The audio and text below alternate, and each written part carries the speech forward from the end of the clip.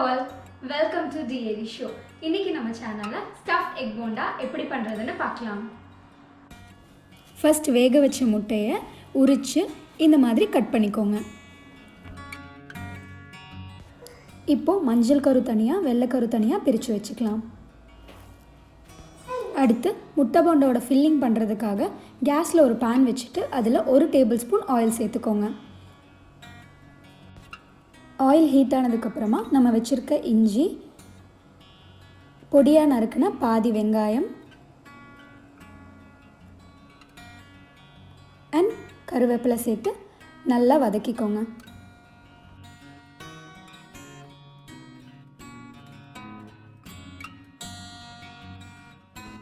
ஓரளவுக்கு வதங்கினதுக்கப்புறமா நம்ம வச்சுருக்க மஞ்சள் கருவை சேர்த்துக்கலாம்.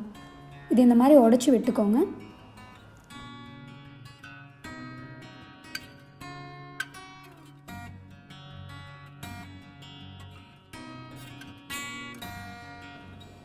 இதோட கொஞ்சம் மிளகு அண்ட் தேவையான அளவு உப்பு சேர்த்து நல்லா வதக்கிக்கோங்க. இப்போ நம்மளோட முட்டபோண்டா ஃபில்லிங் ரெடி. அடுத்து வெள்ளைக்கருவில் நம்ம பண்ணி வச்சுருக்க மஞ்சக்கரு மிக்ஸை ஃபில் பண்ணி வச்சிடலாம். இந்த மாதிரி எல்லா முட்டைக்கும் பண்ணி வச்சுருங்க. அவ்வளோதான். இப்போ நம்ம கோட் பண்ணுறதுக்கான மாவு தயார் பண்ணிடலாம். அதுக்கு 1 கப் கடலை மாவு, 1/2 டீஸ்பூன் மிளகாய் தூள், கொஞ்சமாக மஞ்சள் தூள்,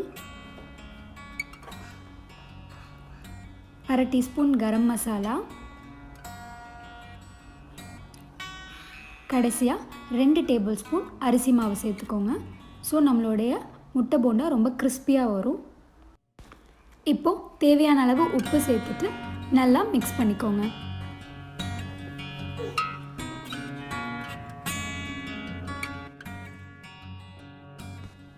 மிக்ஸ் பண்ணதுக்கப்புறமா கொஞ்சம் கொஞ்சமாக தண்ணி ஆட் பண்ணிவிட்டு கெட்டியான பதம் வர வரைக்கும் நல்லா மிக்ஸ் பண்ணிக்கோங்க. அடுத்து ஒரு கடாயில் ஃப்ரை பண்ணுறதுக்கான ஆயில் ஹீட் பண்ணிக்கலாம். இப்போ நம்ம ஃபில்லிங் பண்ணி வச்சுருக்க முட்டையை நல்லா எல்லா சைடும் மாவு படுற மாதிரி முக்கி ஆயில் ஹீட் ஆனதுக்கப்புறமா பொரிச்சு எடுத்துடலாம். இதே மாதிரி 2 தனித்தனி முட்டையும் ஒன்றா சேர்த்துட்டு அதையும் மாவில் முக்கி பொரிச்சு எடுத்துடலாம்.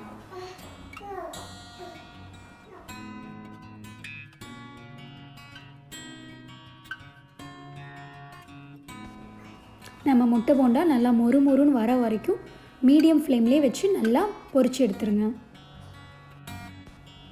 இப்போ நம்ம மொறு முட்டை போண்டா ரெடி ஆயிடுச்சு. இதை நம்ம பிளேட்டில் மாற்றிக்கலாம்.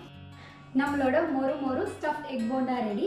ஸோ நீங்களும் இதை வீட்டில் கண்டிப்பாக ட்ரை பண்ணி பாருங்கள். அண்ட் இந்த வீடியோ உங்களுக்கு பிடிச்சிருந்துச்சுன்னா சப்ஸ்கிரைப் பண்ணுங்கள்.